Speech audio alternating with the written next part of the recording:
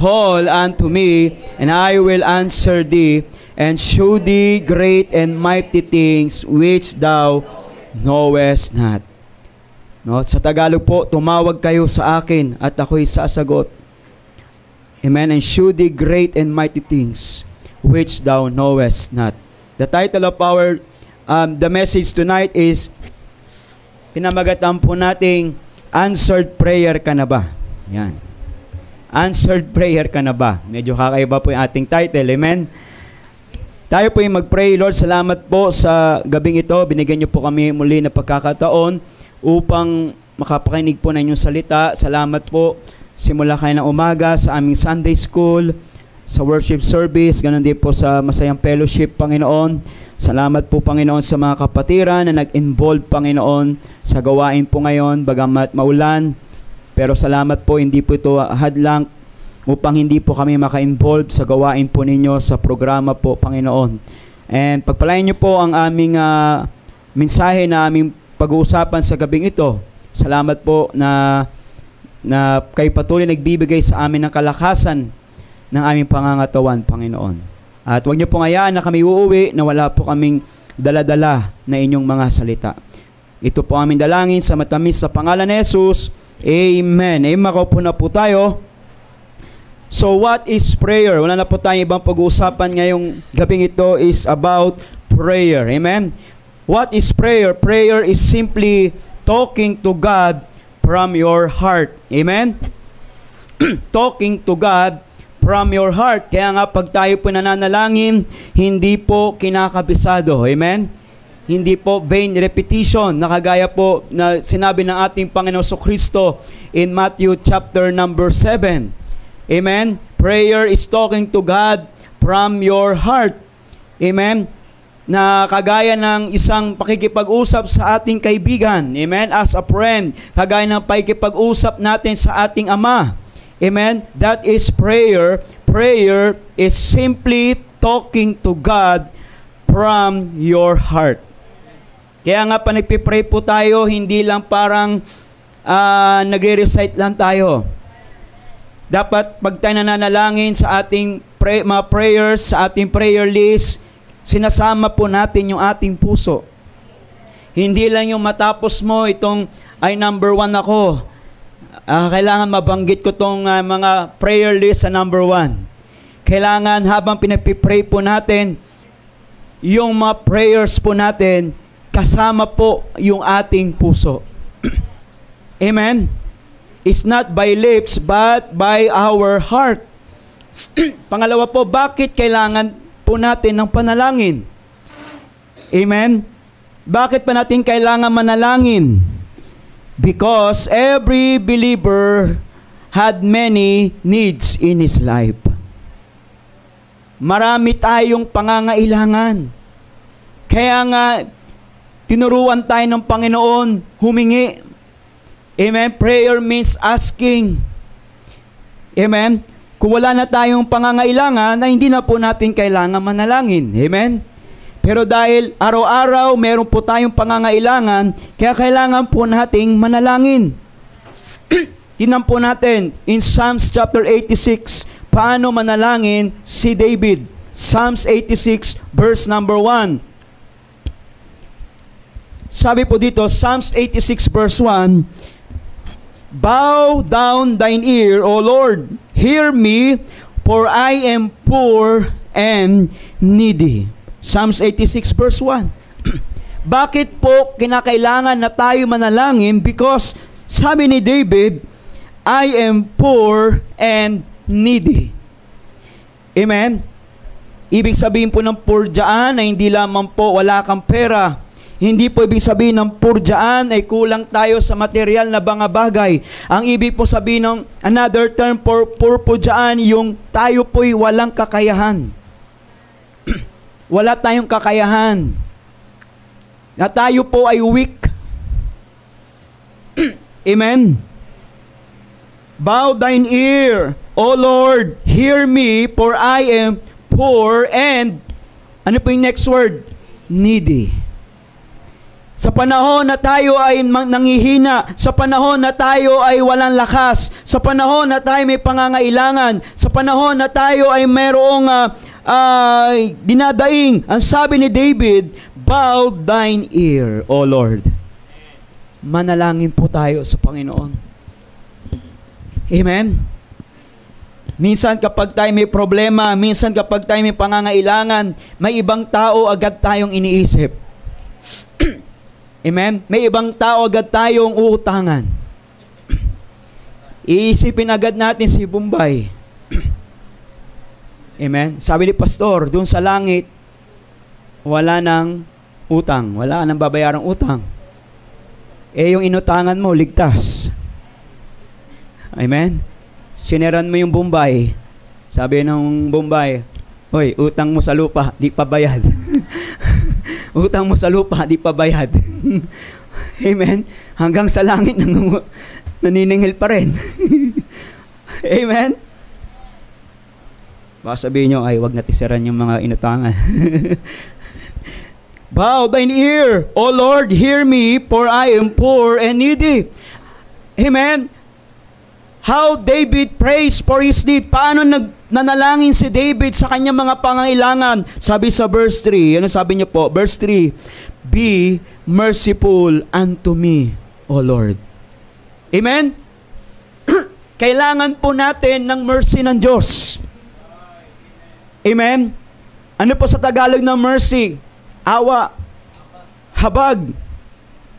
Amen? Kaawaan niyo po kami, Panginoon. Because kung wala pong mercy ang Panginoon, sabi ng Lamentations chapter 3 verse 22, it is of the Lord's mercy that we are not consumed because His compassion fail not. Kung wala ang mercy ng Panginoon, ay wala na po tayo ngayon, na-consume na po tayo. Amen? Pag no mercy, pag sinabing no mercy, walang awa yun. Pag sinabing pinatay siya ng walang kaawa-awa, ay kinonsume talaga siya.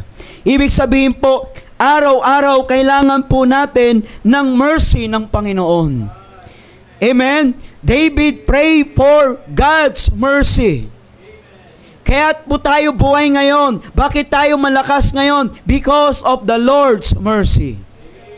Number 2, hindi lamang po ang prayer ni David is mercy. Verse number 4, rejoice the soul of thy servant, for unto thee, O Lord, do I lift up my soul.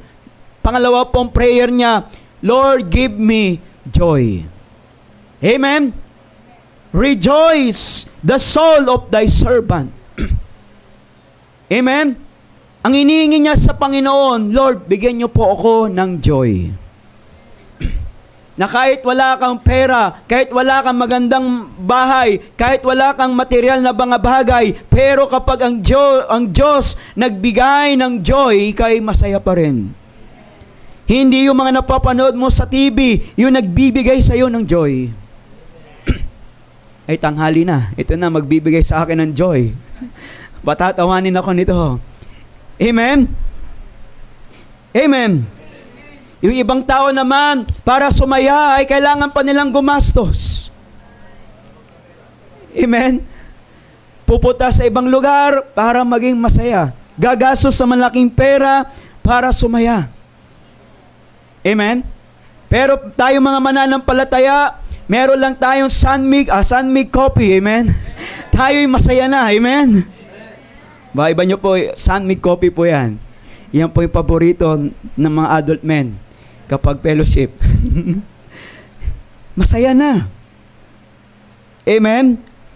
Ano pa po ang hinihingi ni David sa Panginoon? Verse number 5, for thou, O Lord, art good, and ready to forgive, and plenteous in mercy unto all men that call upon thee. Humingi rin siya sa Panginoon ng forgiveness. Not only forgiveness, in verse number 7, sabi ni David, in the day of my trouble, I will call upon thee, for thou wilt answer me. Ang hiningi ni David, protection from trouble. Amen? Amen. Yung mga trouble, ito po yung mga pangyayari sa buhay natin na hindi po natin inaasahan. Iyan po ibig sabihin ng trouble. May pagtatalo-talo, may pag-aaway-away, mayroong kaguluhan, may problema sa pamilya, may problema sa anak mo, may problema sa negosyo mo. Iyon po ay trouble. Anong sabi ni David? In the day of my trouble, I will call upon thee, for thou wilt answer me. Amen? Verse number 11, ano pa po ang prayer ni David? Teach me thy way, O Lord. I will walk in thy truth. Unite my heart to fear thy name. Ano pa po ang prayer ni David? Lord, teach me thy way. Amen? Ang prayer niya is about God's way. Na Panginoon, ano man pong desisyon ko, i-lead niyo po ako. Ituro niyo po sa akin yung tamang desisyon. Amen? Kaya mahalaga po ang prayer. Amen? Not only God's way, verse number 16. Ano sabi po dito? O turn unto me and have mercy upon me. Give thy strength unto thy servant. Ano pa pong inihingi ni David? Strength. Amen? Sa panahon na tayo nanghihina, sa panahon na tayo ang katawan natin ay nag-deteriorate, sa panahon na katawan natin ay bigla na tumataas ang blood pressure. Amen? Dumataas ang blood sugar. Lalo na ngayon, marami kang nakain ngayon. Amen? May iba sa atin, uminom na agad ng maintenance. Amen? God's strength. Give thy strength unto thy servant. Marami po tayong kailangan. Kaya po mahalaga ang panalangin. Buriin mo, kapag hindi ka nanalangin, wala sa iyo yung joy, wala sa iyo yung mercy ng Panginoon, wala sa iyo yung forgiveness, wala na sa panahon ng trouble, wala kang protection. Sa panahon ng decision making, hindi ka tinuturuan, binibigyan ng Panginoon ng wisdom. Sa panahon ng panghihina, wala kang strength. Pag wala po tayong prayer. And not only that, verse number 17, show me a token for good, that they may which hate me may see it and be ashamed, because thou, Lord, hast holpen me and comforted me. Ano pa po ang inihingi ni David? Comfort. Comfort sa panahon na tayo may kalungkutan, sa panahon na tayo ay may discouragement, sa panahon na tayo ay nagwo-worry. Kailangan po natin ng comfort ng Diyos. Amen. Kaya nga sabi ni David sa verse number 12, I will praise thee, O Lord my God, with all my heart. I will glorify thy name forevermore. Amen. Yung pagpupuri niya sa Panginoon through prayer. Amen. Kaya sabi ni Jeremiah, call unto me, and I will answer thee, and show thee great and mighty things which thou knowest not. Naniniwala po tayo na ang Diyos ay sumasagot sa ating mga panalangin. Amen? Amen. Ang Diyos ay sumasagot ng mga mighty things, great things. Yung mga hinihingi mo, higit pa. Yung mga pinapanalangin mo, higit pa sa binigay ng Diyos. Amen? Ngunit, maaring marami pa rin po tayong nakabinbin na prayer request. Maaring marami pa rin po tayong unanswered prayer. Hindi pa rin sinasagot ng Diyos na panalangin. Yes, ang Panginoon sumasagot. Yes, ang Panginoon ay for with God, nothing shall be impossible. Amen? Pero ang tanong, bakit marami pa rin tayong mga prayer requests, na nasa prayer list or nasa prayer list mo, personal, at hanggang ngayon, hindi pa rin sinasagot ng Diyos. Amen? Yan po ang aalamin nating problema. Bakit hindi sinasagot ng Diyos yung iba po nating mga panalangin? Amen. Tingnan po natin sa Mark chapter 11 verse 24. Mark 11 verse 24. Ano sabi po ng Bible dito?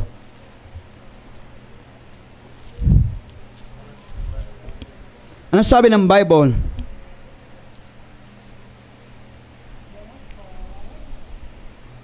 Ay, sorry. Matthew pala to. Matthew po yung nabuksan ko. Tama po, Mark 11 verse number 24. Ano po sabi ng Bible diyan? No, sabi po na ating Panginoong Kristo, siya mismo nagsabi nito.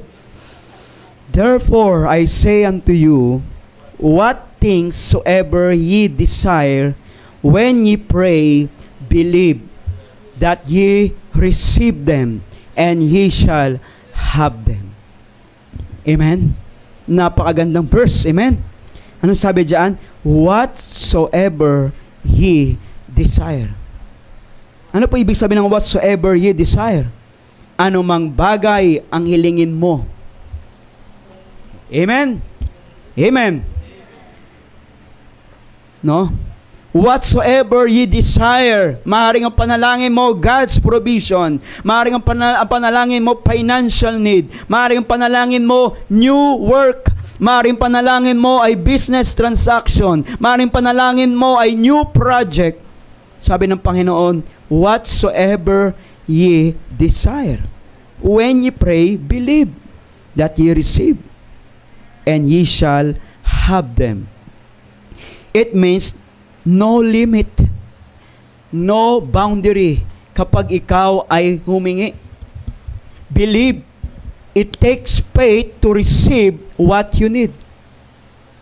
Amen? Amen. Pero bago mo ma-achieve yan, bago po natin i-claim ang verse number 24. Amen? Meron pong verse 25. Ano po sabi sa verse 25? Basahin po natin sabay-sabay. Ready, read. And when ye pray, and when ye stand praying, forgive if ye have aught against any, that your Father also which is in heaven may forgive you your trespasses. Verse 26. But if you do not forgive, neither will your Father which is in heaven forgive your trespasses. Amen? May pangako siya, but meron siyang condition. Minsan, ang pinakabisado lang natin, verse 24. Amen? Kaya number 1 po natin, para maging answered prayer po tayo, number 1, pray and forgive. Pray and forgive. Amen? Sabi ng Panginoong Kristo, when you stand praying, forgive. Amen? Walang problema sa iyong pananampalataya. Walang problema sa iyong paniniwala sa kapangyarihan ng Panginoon. Walang problema. Sabi mo, for with God, nothing shall be impossible. At alam mo, sasagutin ng Panginoon ng iyong panalangin. Basta sabi ng Panginoon, pinatawad mo na ba yung kapatid mo? Baka may kagalit ka pa. Sabi diyan, no? And when you stand praying, forgive. Baka may sama ng loob ka pa sa anak mo. Baka may sama ng loob ka pa sa nanay mo. Baka may sama ng loob ka pa sa pamilya mo. Baka may sama ng loob ka pa baka sa Diyos pa. Amen. Amen. Sabi ng Panginoon, forgive. Walang problema sa iyong pananampalataya. Alam na alam ng Diyos na malakas ang pananampalataya mo. Alam ng Diyos, naniniwala ka, for with God nothing shall be impossible. Pero may nakikita ang Diyos sa puso mo na meron pa ring bitterness, meron pa ring sama ng loob, meron pa ring galit, meron pa ring meron pa ring poot sa iyong puso, at hanggang ngayon hindi mo pa rin pinapatawad yung nagkasala sa iyo. Amen. Pray and forgive. Amen. Walang problema. Gusto ng Panginoon sagutin yung panalangin natin. Gusto ng Panginoon ibigay yung matagal mo nang pinapanalangin. Pero merong naghahadlang. Hanggang ngayon, may sama ka pa rin na loob. May sama na loob ka sa kapatiran. Amen. Hanggang ngayon, na-open ka lang hanggang ngayon, hindi mo pa rin makalimutan. Hindi ka lang nakamayan o hindi ka lang na-recognize. Amen? ay na-open ka na, nagkaroon ka na ng bitterness, at every time na makikita mo siya, ay sumasama ang loob mo. Tumataas ang BP mo. Tapos magpipray tayo sa Panginoon, hindi sumasagot ang Panginoon. Sabi ng Panginoon, may problema. May nakikita pa akong problema sa puso mo. Yung prayer mo, kayang-kaya ko yan, sabi ng Panginoon. Yung prayer mo, anytime pwede kong ibigay yan. Yung prayer mo, sisiw lang yan.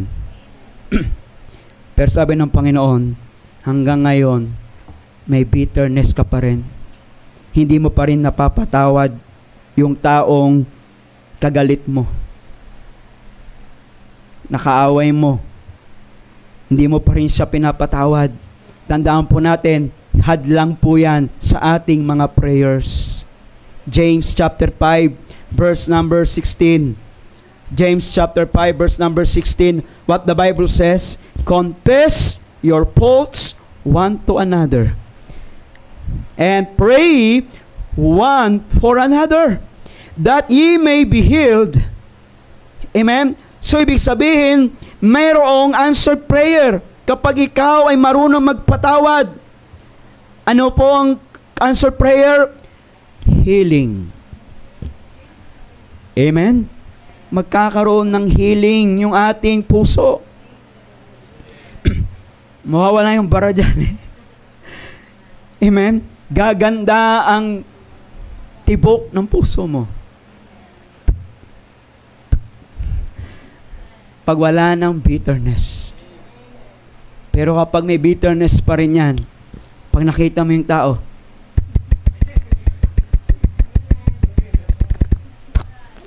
Nana,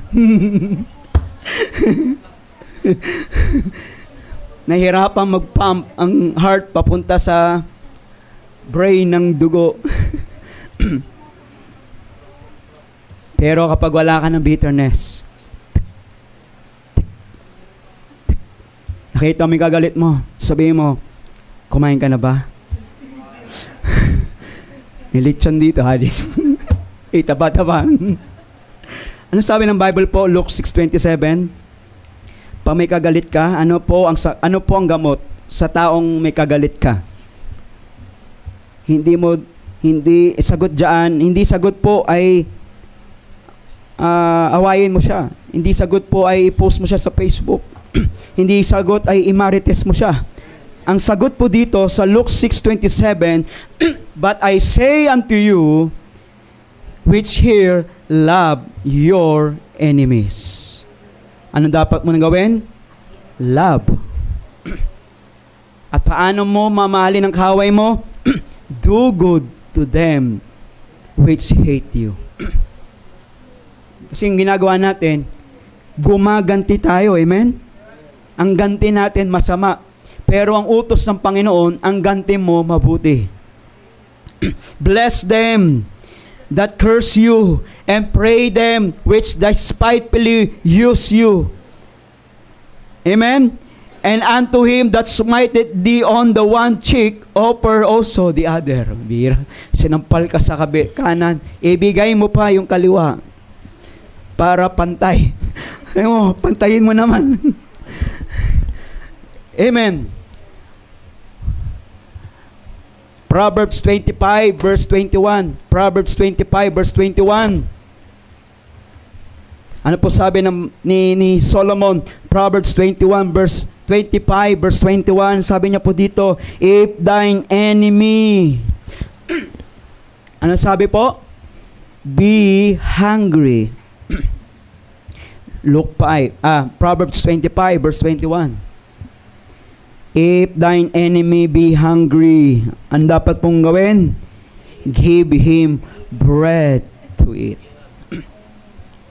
Sabi na, bigyan mo ng tinapay na may laso. Ay, hindi na. Bilahan mo ng tinapay. Bilahan mo ng cake. Kumain ka na ba? Sabi pa, if he be thirsty, give him water to drink. Matindi ang principle ni Solomon at ng Panginoong Hesus. Amen? At ito yung parang madali pero mahirap gawin. Kasi may enemy ka, anong madalas mong gagawin? Imamarites mo na. Pangalawa, i-block mo na sa Facebook. Ayaw mo na siyang makita. Every time may kita mo siya, nag-iiba na naman yung BP mo. Amen. Amen. Verse 22, For thou shalt heap coals of fire upon his head, and the Lord shall reward thee. Ikaw pa ang may reward sa Panginoon. Ano ibig sabihin niyan? Answered prayer ka. Kapag ikaw ay nag-react, ikaw yung nag-react sa iyong kaaway, ikaw ang talo. Amen? Amen.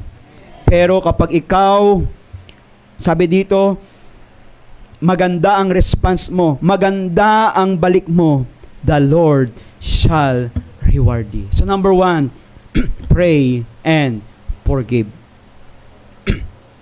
Answered prayer ka na ba? Kung hindi pa, pray and forgive. Number 2, John 14, verse 13. John 14, verse 13. Ano po sabi ng Bible dito? And whatsoever, ito na naman. Whatsoever lagi, no? Ye shall ask in my name, that will I do, that the Father may glorified in the Son. So, ibig sabihin, gustong-gusto ng Panginoon sagutin yung prayer natin. Amen? That will I do. Ano mang hilingin mo, that will I do. At kapag sinagot ko yan, natutuwa ang Ama. Sabi ng Panginoong Hesus, natutuwa ang Ama that the Father may be glorified in the Son. Amen? Verse number 14. Ano pa po sabi? If ye shall ask anything in my name, ano po sabi? I will do it. I will do it. Amen? Hindi lang po God is willing to do, but God is really willing to accomplish what you are praying for. Gusto niyang tapusin na yung prayer request mo. Gusto niya nang ibigay yan. Excited ng Panginoon, sagutin yung prayer po natin. But sabi ko nga po, laging may condition ang Panginoon. Gustong-gusto ng Panginoon i-perform yung kanyang kapangyarihan. Maaaring sabihin mo, Panginoon, imposible to. Panginoon, mahirap dito basta-basta. Alam ko, hindi niyo po ito basta-basta ibibigay. Pero sabi ng Panginoon, I will do it. I will do it. But sabi sa verse 15, if ye love me, keep my commandments. If you love me, keep my commandments. Amen. Kaya number 2, pray and obey. Pray and obey. We want answered prayer. Gusto natin mabigay ng Panginoon ang ating mga hiling sa Kanya. Pray and obey. Amen? What motivates us to obey His command? Ano bang nagmo-motivate sa atin para sundin natin yung mga pinag-uutos ng Panginoon? Ano pong sabi niya sa verse 15? If ye love me. Come on, amen. If ye love me, keep my commandments. Kung tunay ka nagmamahal sa Panginoon, kung tunay mong iniibig ang Panginoon, hindi mahirap sumunod sa Panginoon. Hindi mahirap kung totoo ka nagmamahal sa Panginoon. Bible reading is not a problem.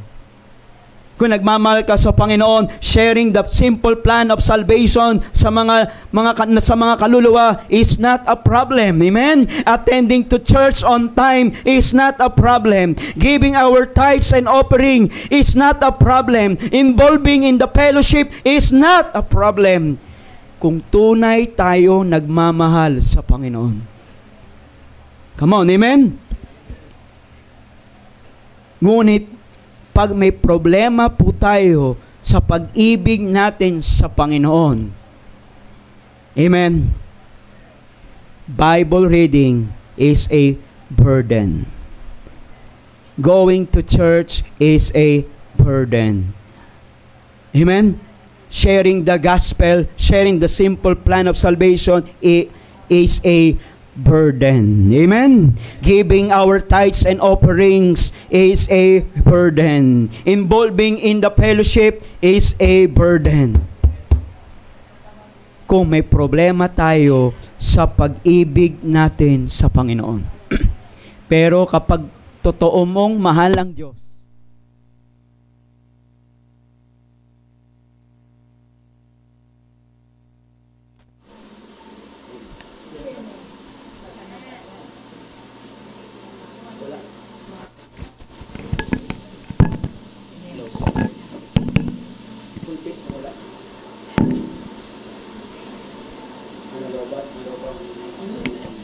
nalobat po yung ating pulpit.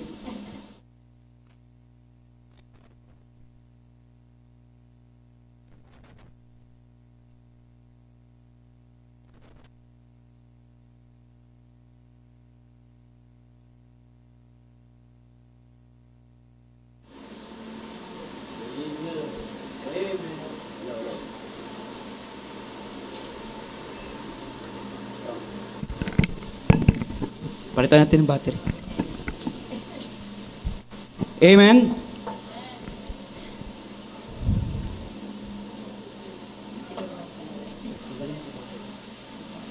Amen. Balik po tayo. Nandiyan pa po ba kayo? Amen? Nakakapo na naman po tayo. Pero malapit na po ito matapos. Amen? No po? Kapag tayo, may problema tayo sa pag-ibig natin sa Panginoon, lahat ng ginagawa natin sa Panginoon ay burden. Amen? Pero kapag maganda, maayos ang pag-ibig mo sa Panginoon, maayos ang relasyon mo sa Panginoon, Bible reading is not a problem. Going to church is not a problem. Attending to church on time is not a problem. Amen? Oh, sound. So, ganda po si sound nito. No po? Kaya nga, sabi ng Panginoon doon sa Revelation chapter 2 verse 4. Anong sabi niyo po sa isang simbahan po dito? Sa Revelation chapter 2 verse 4, sa church in Ephesus. Amen? Ang tawag po dito ng Panginoon sa simbahan sa Ephesus, the loveless church. The loveless church. Sabi sa verse number 4, nevertheless, I have somewhat against thee, because thou hast left thy first love. Amen? Amen? Kaya nga mga kapatid, bakit pinagpala ng Panginoon si Abraham? Bakit pinagpala ng Panginoon si David? Bakit pinagpala ng Panginoon si Job? Dahil sila po ay sumunod sa kalooban ng Diyos. Amen? Love is willing to sacrifice. Ang totoong nagmamahal sa Panginoon ay willing siyang mag-sacrifice. Kaya nga, no distance, walang distance sa taong nagmamahal. Amen. Ano kaya ibig sabihin nun? Long distance. Relationship. Ibig sabihin po, walang distance sa taong nagmamahal. No, nung nililigawan ko po si Giselle, no, from Imus to Pasay, kahit maulan, pinupuntahan ko siya. Alam mo na. Because no distance sa taong nagmamahal. Amen? Kaya nga mga kapatid, kahit malayo ang bahay mo, pag mahal mo ang Panginoon, mahal mo ang simbahang ito, every Sunday nandito ka. Kasi kahit yung bahay mo ay ilang akbang na lang papuntang simbahan, pero kapag wala kang pag-ibig sa Panginoon, hindi ka pa rin makakarating. Salamat ito sa Nanay Biring, amen. Nanay Lolit, amen. Ilang akbang, pero nandito, church. Pero kapag may problema ka sa pag-ibig mo sa Panginoon, kahit sinusundo ka na,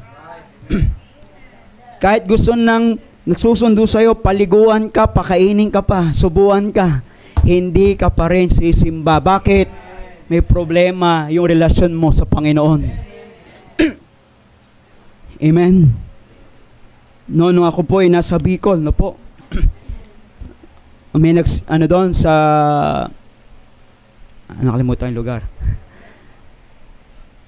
No po, merong isang pamilya, sila po ay nagbabiyahe 3 hours. No, meron pa po silang tinatawid na bundok at ilog bago sila makarating ng simbahan. Kaya may dala po silang damit pang simba. Kasi tatawid sila ng ilog. Di naman pwede tatawid ka ng ilog na nakanektay ka. Amen? Amen? At ang nakakatuwa po dito, sila pa ang pinakamaaga sa simbahan. Amen? Kaya nga, kapag ikay totoo nagmamahal sa Panginoon, walang dahilan na hindi ka makarating sa church. Amen? Lagi ang kinukwento ni Pastor Ed, yung mga preacher po doon sa Taiwan. Amen? Yung mga preacher po, wala pong pastor sa Taiwan, walang mga pastor. Puro preacher po yon. At ang mga preacher po doon, ayan o, puro mga nagtatrabaho. Meron nga po doon, 24 hours siyang gising. Amen? Dediretso po yan ng simbahan at magpipreach. Walang tulog. Amen? Tayo, meron ka pang day off ng Sunday. Amen? Hindi makasimba kasi wala siyang day off from Monday to Saturday at ang laban lang niya ay Sunday. Ang pahinga lang niya ay Sunday. Pero mga kapatid, kung totoo po nating mahal ang Panginoon, amen? Walang distance, walang busy sa taong nagmamahal sa Panginoon. Amen?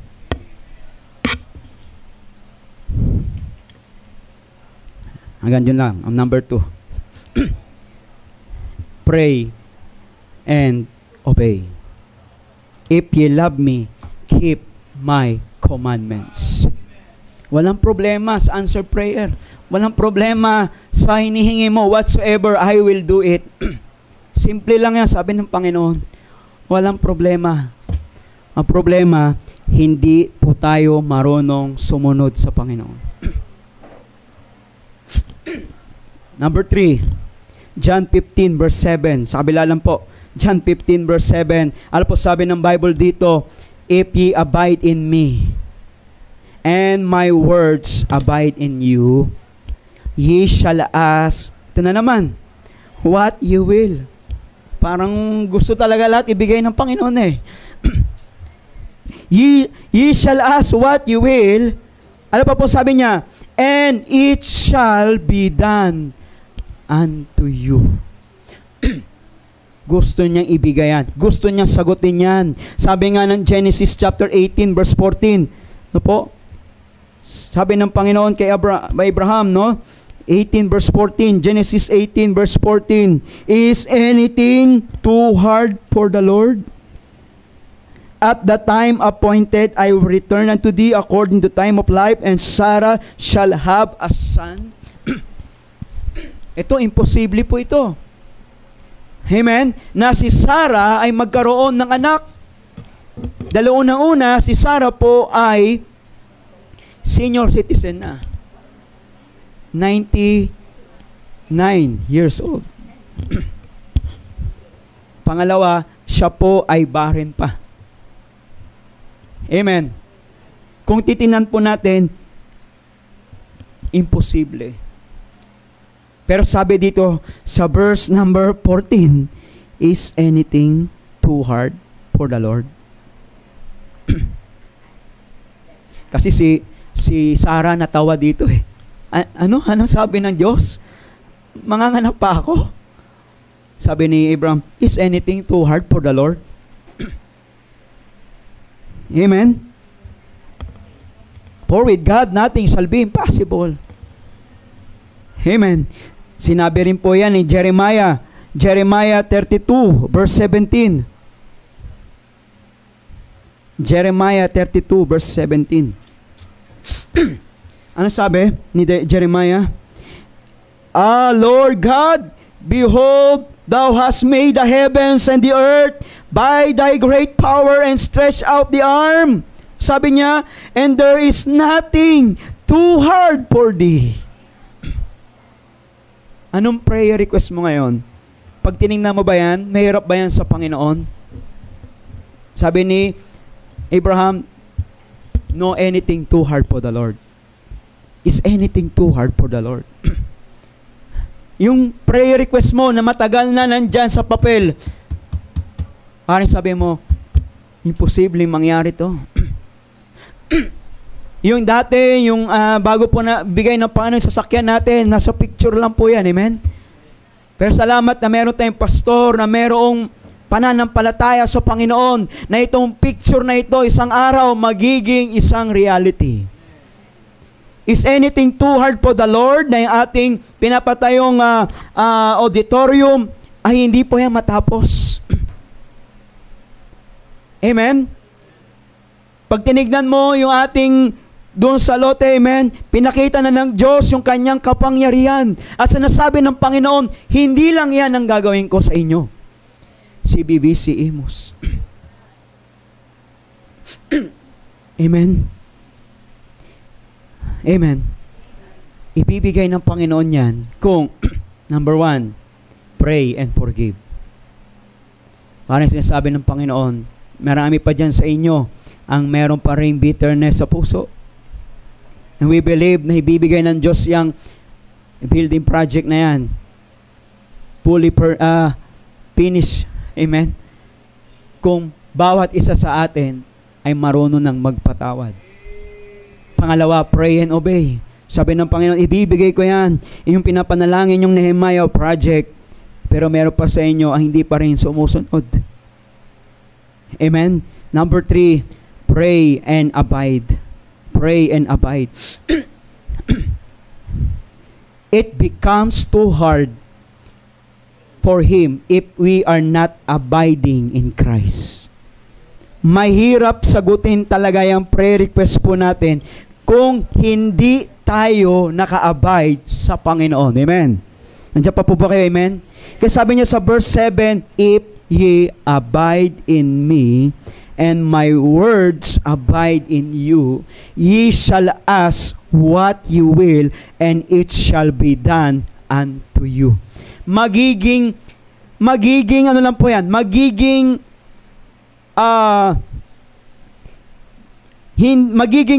it becomes too hard.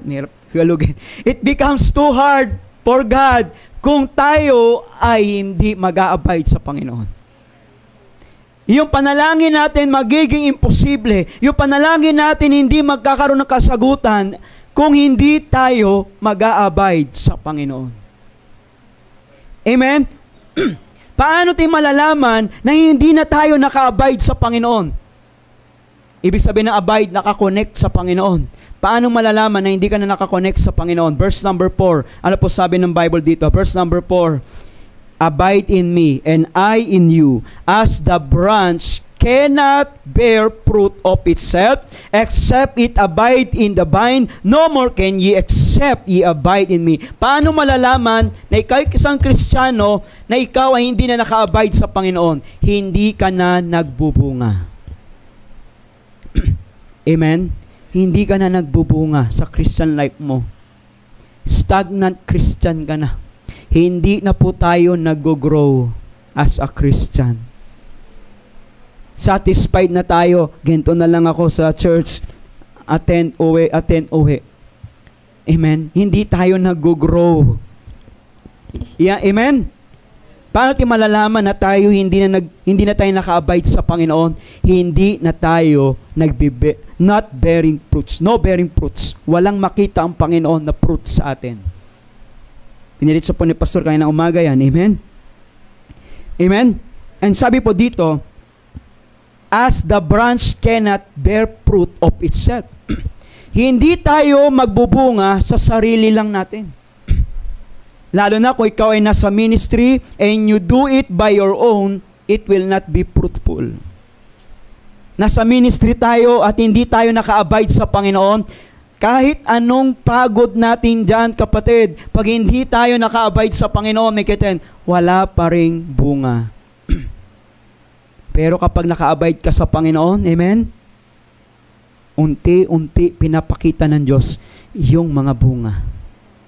May mga bagong baptize, mayroong mga bisita, lumalago ang good news, lumalago ang gawain ng Panginoon. Amen? Amen. Ibig sabihin, pag wala po tayong bunga, may problema tayo sa pag-abide natin sa Panginoon. Nagdidepende na tayo sa sarili po natin. Dinedisconnect na natin yung ating relasyon sa Panginoon. That's why matamlay na po yung ating pananambahan sa Panginoon. That's why matamlay na po yung ating prayer life. Matamlay na yung ating soul winning life. Matamlay na yung ating fellowship sa mga brethren. Wala na tayong gana. Hindi na tayo nagbibigay sa gawain ng Panginoon. Amen? May problema na tayo sa pag-abide natin sa Panginoon.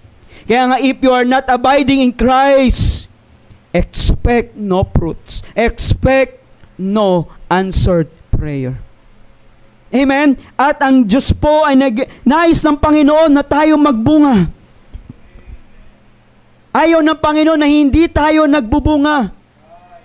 Ang sabi nga po niya dito sa verse 5, I am the vine, ye are the branches, he that abideth in me, and I in him. Pag maganda yung partnership natin, sabi ng Panginoon, maganda yung relationship mo sa akin, sabi ng Panginoon, the same, bring it forth, not only fruit, but sabi diyan, bring it forth, ano sabi po?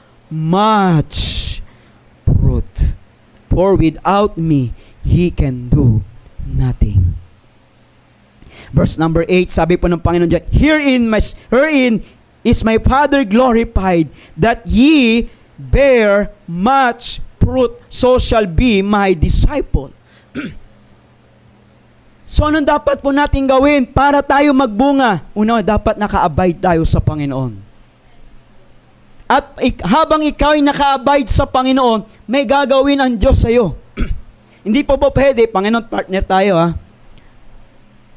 Dapat may bunga. Hindi lang po ganun.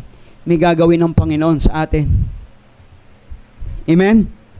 Minsan, habang hawak mong Panginoon, medyo pipisil-pisilin niya yung kamay mo. Amen? Ang sabi sa verse 1, I am the true vine, and my Father is the husbandman. Verse 2, every branch in me that beareth not fruit, he taketh away. And every branch that beareth fruit, anong ginagawa ng Panginoon? He purgeth it. Kung gusto po nating to bear much fruit, anong gagawin ng Panginoon? Magkakaroon ng purging. Hindi lang yung hawak kamay kayo ng Panginoon. Partner tayo, Panginoon, sa business ko. Partner tayo, Panginoon, sa pag-aaral ko. Panginoon, partner tayo dito sa transaction natin. Panginoon, sabi ng Panginoon, hindi lang yan. Idadaan kita saan? Sa purging. Ano po ibig sabihin ng purging? Purge meaning of purge is to cleanse from impurity. Amen? Yung mga impurity po natin, yung pag-uugali natin na hindi maganda. Amen? Unti-unting tinatabas ng Panginoon yan. Amen? Pruning. Amen? To cleanse from impurity, to cleanse from evil works, to cleanse our idolatry. Amen? May iba kang priority, pinupurge na ng Panginoon. Amen? Tinatanggal ng Panginoon yung masama mong habit. Tinatabas ng Panginoon yung tinatago mong kasalanan. Para ano po? To bear much, to bring forth more fruit. Kasi sa atin, gusto lang natin, kasama ko Panginoon. Ginawa nating backup ang Panginoon.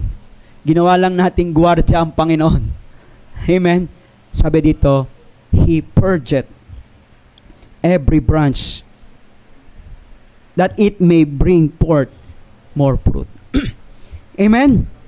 Ang ibig sabihin po ng purging dito, kung nais nating magbunga sa Panginoon, dapat willing tayong magpa-correct.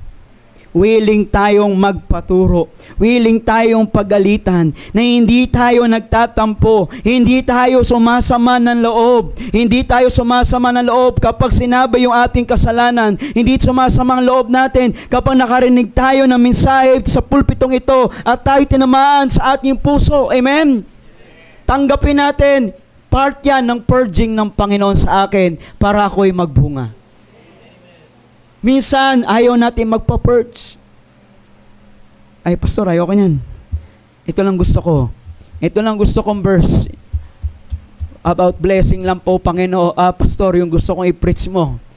Hindi po tayo prosperity gospel. Alam niyo po yung prosperity gospel, church? Yung mga preaching, puro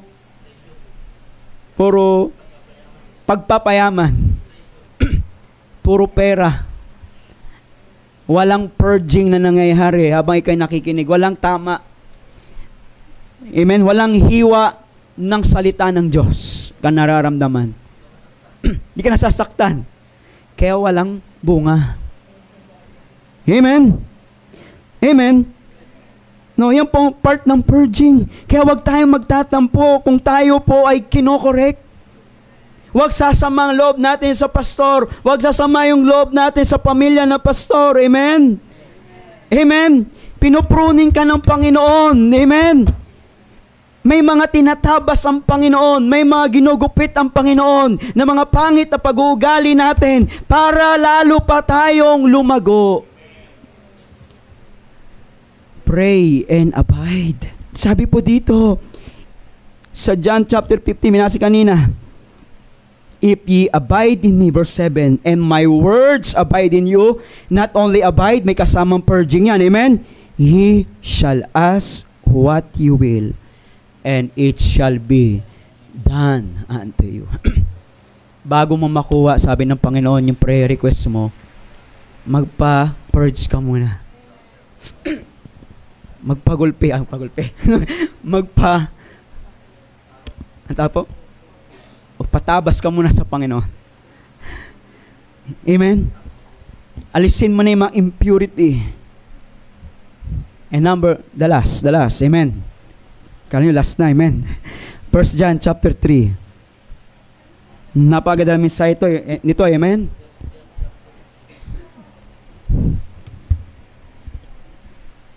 Verse number 22. Ito na naman, amen? 1 John 3:22. And whatsoever we ask. Ina naman. We receive of Him. Hindi mo lang basta-basta nakuha yun. Amen? Because we keep His commandments. May karugtong. And do those things that are pleasing to God. Number 4. Pray and please God. Please God. Ano sabi ng Panginoon? Whatsoever. Walang imposible. Hindi mahirap yung prayer request mo. CCO yan, ang prayer request mo, sabi ng Panginoon. Pero meron siyang condition. Ano yung condition niya? Do what is pleasing to Him. Gumawa ka ng mga bagay na mapapa-wow ang Panginoon. Yan ibig sabihin ng please, amen? Diba pagka na-please mo yung boss mo, maganda yung trabaho mo, ano sabi ng boss mo? Wow! Mali. Mali yung trabaho mo. Pakibaklas ngayon. No? Napapawaw siya. Oh, gaya ng uso ngayon, gulatin mo. Gulatin mo. Yan mga post ngayon. Usong post. Gulatin mo ang Diyos sa maaga mong pagpunta ng simbahan. Kung ikaw ay di mo pa naranasan maging maaga, gulatin mo ang Diyos. At sabihin ng Panginoon, wow, tulog pa si Joka. Brother Joka, nandito na ako sa labas. Lasing ko madaling araw. Mapapawaw pati si Joka. Pati si nanay pa, mapapawaw talaga yan. Umuwi ka muna. Bukas pa ang simba. Amen? Gulatin mo ang Diyos, sumama ka ng soul winning. Gulatin mo ang Diyos, sumali ka sa isang ministry. Gulatin mo ang Diyos, nagbigay ka ng tapat sa iyong tithes and offering. Hindi mo binawasan, hindi mo dinelay, ginulat mo ang Diyos. Pati yung others, nilagyan mo. Amen? Gulatin mo ang Diyos na hindi ka nakipag-compromise sa iyong trabaho at sa iyong school. Gulatin mo ang Diyos, tinanggihan mo yung iyong barkada. Gulatin mo ang Diyos na hindi ka nagmarites. Gulatin mo ang Diyos na umatin ka ng prayer meeting. Gulatin mo ang Diyos na nagsimba ka kahit naulan at nabaha. Amen. Inauso ngayon, amen? Gumawa ka ng kamangha-mangha na mapapawaw ang Panginoon. Amen? Yan ang uso ngayon sa Facebook. Amen? Alam ko, updated ang bawat isa. Kahit senior, alam niyo yung trending ngayon. Amen? No? Do what is pleasing in His sight. Gulatin mo yung area leader mo. Sir, sama ako soul winning. Gulatin mo ang Panginoon, may souls won ka bukas. Amen? Do what is pleasing to Him. Hindi napiplease ang Panginoon kapag araw ng Sunday, nasa ibang lugar po tayo. Hindi napiplease ang Panginoon kapag lagi tayong late sa church. Amen? Wala nang amen, amen. Maaga tayo sa school, amen? 1 hour before, ready na, amen? No? Kahit wala pang announcement ang Pag-asa na walang pasok o si Mayor, nakabihis na. Amen? Gulatin mo ang Panginoon na itong natitirang Sunday ng 2023, wala ka ng record ng late. Amen. Amen. To please means nalulughod. Pag sinabing please, natutuwa ang Panginoon. Do something that God amazed. Pray and please God. Hindi lang pray na pray. Pray until something happen. Hindi ka pa nagpo-forgive. Pray until something happen. Hindi ka pa rin nag-obey. Pray and something happen. Hindi ka pa rin naka-abide sa Panginoon. Pray and something happen. Hindi mo pa rin piniplease ang Panginoon. And nais ko po i-close ang message na ito in 2 Kings chapter 20 verse number 1. Kumuha tayo ng isang answered prayer sa Bible. Amen? Na lalong tumibay itong ang Diyos sumasagot sa panalangin. 1 Kings chapter 20 verse number 1 to 5. Ang sabi po ng Bible dito, nagugutom na po ba kayo? Amen?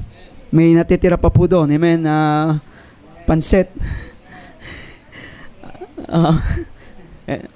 Ano pa ba? Baka Nag-sharon na pa iba. Hawak sharon na yan. Nasa bag na hata eh. Chapter 20, verse number 1, 2 Kings. 2 Kings chapter 20. In those days was Hezekiah sick unto death. Si Hezekiah po ay may sakit. At ang kanyang sakit ay sick unto death. Papunta na ng kamatayan. Hindi na po natin alam kung anong klaseng kamatayan o anong klaseng sakit po ito. Hindi naman po kagaya sa panahon natin ngayon.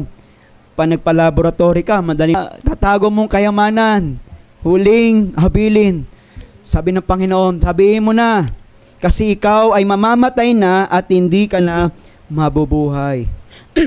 But what Hezekiah did, hindi niya tinawag ang Saint Peter, pakihanda na ang aking Saint Peter. Amen? Hindi po.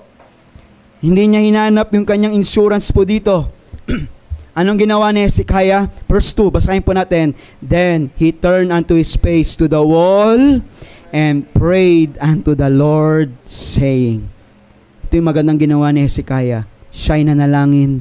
Verse 3, I beseech thee, O Lord, remember now how I have walked before thee in the truth and with a perfect heart, and have done which is good in thy sight. And Hezekiah wept sore.